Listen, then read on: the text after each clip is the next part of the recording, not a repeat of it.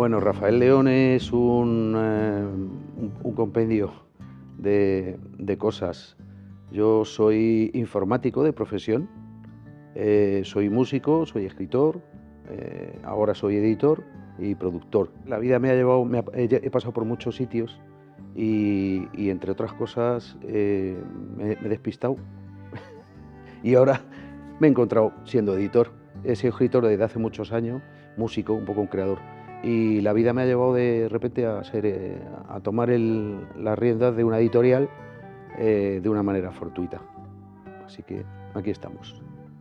Coleman es una editorial joven, con mucha fuerza, muy innovadora, que potencia los talentos emergentes, pero no necesariamente talentos jóvenes, sino también talentos maduros. De hecho, la madurez es una buena época para escribir. Es normalmente la época consagrada de los escritores y las escritoras. Entonces Coleman lo que quiere es potenciar un poco el talento emergente de los escritores y las escritoras que no tienen un hueco en el mercado editorial, porque está muy comercializado, está muy saturado además. Coleman de alguna manera busca, a través de acuerdos con diferentes entidades, potenciar y poder dar visibilidad y dar voz a este tipo de autores y autoras. Coleman comienza en un bar con una servilleta y con un chupito de tequila. Entonces Coleman lo montamos Adolfo Gilaberte y yo, luego se ha ido incorporando más gente. Coleman es una idea que tenemos porque entre él y yo estábamos un poco trabajando en el mundo editorial, pero sin retorno. Entonces de alguna manera lo que hicimos fue decir, pues ¿por qué no hacemos esto y profesionalizamos lo que estábamos haciendo? Y así surgió. Llevamos 3 años aproximadamente, somos muy jóvenes. Coleman tiene una misión: fomentar la cultura, la literatura, no solo la literatura, sino todos los campos del arte, de la creación. Estamos abiertos, por ejemplo, a la música, estamos abiertos a poder hacer cortos, por ejemplo. Lo que pasa es que ahora mismo somos una editorial de libros, y no necesariamente libros en papel, porque nosotros queremos innovar, queremos entrar en el campo de los audiolibros, estamos haciendo algunos ya. Por supuesto, en digital también publicamos, y también queremos que las historias de nuestros creadores lleguen al máximo número de audiencia, y no solo en libros, sino que vamos a hacer, por ejemplo, un pitch con multimedia, con empresas multimedia, donde vamos a traer profesionales del cine y productoras para que los libros de nuestros autores puedan llegar a la pantalla. El lector ideal de Coleman no tiene un perfil definido. De alguna manera nosotros buscamos una audiencia amplia. Hemos sacado hace una semana el primer libro infantil y juvenil. Tenemos novela negra, publicamos divulgación también, publicamos ensayo, publicamos poesía. El lector de Coleman ahora mismo, con los datos que tenemos, es un lector adulto, talludito, porque están del orden de los 45-50 años, y estamos buscando que Coleman tenga lectores más jóvenes. Coleman considera escritores emergentes, por ejemplo, tenemos mucha relación con la Escuela de Escritores española, con la sede de Madrid y la de Getafe, y Coleman, por ejemplo, tira de ese tipo de perfiles porque son personas que, algunas más jóvenes y otras más adultas, hay, por ejemplo, jubilados y jubiladas que se encuentran en una edad que de repente van a hacer algo que durante toda la vida, por su ejercicio profesional o por sus factores personales, no han podido hacer. Entonces se apuntan en la Escuela de Escritores y hacen un itinerario, que normalmente pueden ser 3-4 años, depende, y cuando salen de ese itinerario lo que quieren es ver sus obras publicadas. Nosotros, por ejemplo, tiramos mucho de ahí porque para nosotros es una especie de filón de calidad. A través de la web llevan manuscritos infinitos. Si quieres publicar en Coleman, lo que tienes que hacer es ponerte en contacto con nosotros y enviar tu manuscrito. Tampoco descartamos, que ya lo estamos haciendo, publicar a algún autor más o menos consagrado. Nuestros lemas son la ilusión y la experiencia, porque la ilusión es el motor de las cosas, es la gasolina, lo que nos impulsa tanto a nosotros como a nuestros autores a divulgar la literatura y a divulgar el trabajo de ellos y ellas. La experiencia, pues porque hemos navegado por muchos campos, por muchos mares. De alguna manera nos ha hecho confluir nuestra experiencia en múltiples campos, nos ha hecho coincidir en el mundo editorial, llevando en la mochila un montón de cosas.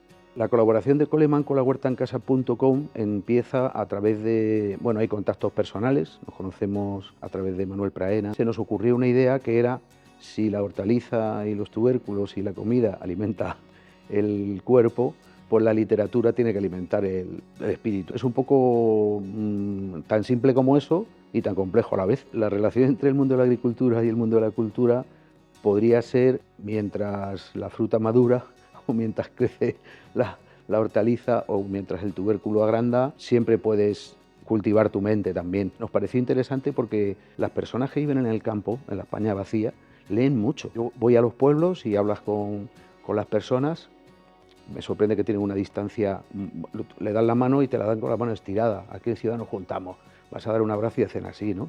Entonces son gente que tiene quizá su campo de seguridad más amplio, pero sin embargo luego hablas con ellos y leen muchísimo. No sé si porque tienen mucho tiempo o porque ven menos la tele. La lectura como estilo de vida tiene muchas ventajas. Primero, salir de nuestro día a día, de aquello que nos perturba permanentemente.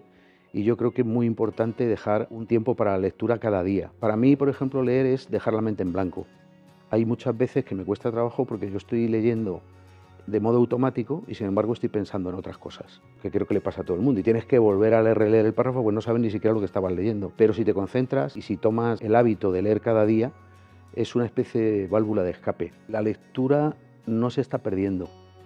La lectura es cada vez lee más gente según las estadísticas. Como un dato, a partir de la pandemia el porcentaje de lectores ha aumentado mucho. Cada vez se lee más y se consume en diferentes medios. La literatura se consume en papel, se consume en digital y el audiolibro, por ejemplo, también se consume mucho. Los jóvenes y la gente que trabaja, por ejemplo, que pasa mucho tiempo en transporte público o en el coche, en su coche, consume audiolibros.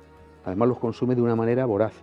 El audiolibro tiene una ventaja y es que puedes estar realizando otra actividad mientras lo escuchas y además tiene una cosa y es que se consume mucho más rápido.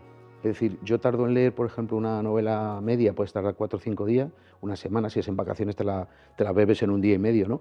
Pero normalmente si dedicas un par de horas o una hora a leer todos los días, puedes tardar una semana. Sin embargo, un audiolibro te lo puede consumir en 2 días perfectamente. Y los chavales jóvenes leen, parece mentira, los niños leen mucho. Basta con irse a cualquier biblioteca pública y en la parte infantil siempre hay chavales sentados. Estamos estigmatizando un poco a la gente joven porque nos pensamos que no lee y sí que lee.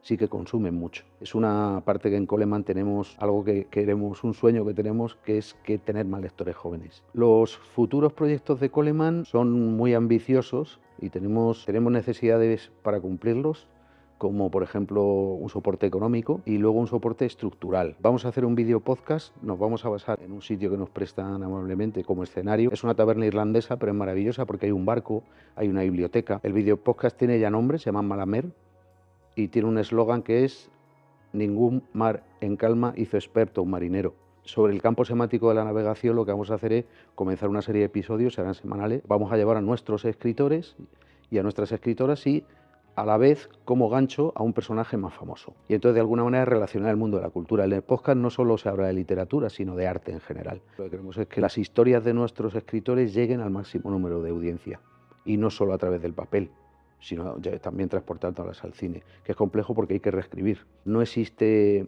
la adaptación, eso no se hace, eso es como le llamamos, pero no se adapta, se reescribe un guión, porque el medio es diferente. Y luego otro, por ejemplo, las ferias del libro. Queremos ir a Madrid este año, queremos ir a San Jordi y queremos ir a Guadalajara, en México, que tenemos varios autores mexicanos y queremos aprovechar el tirón. Y proyectos, cada libro nuevo es un proyecto, y ahora mismo tenemos en la parrilla de salida pues como 8 o 9 novelas.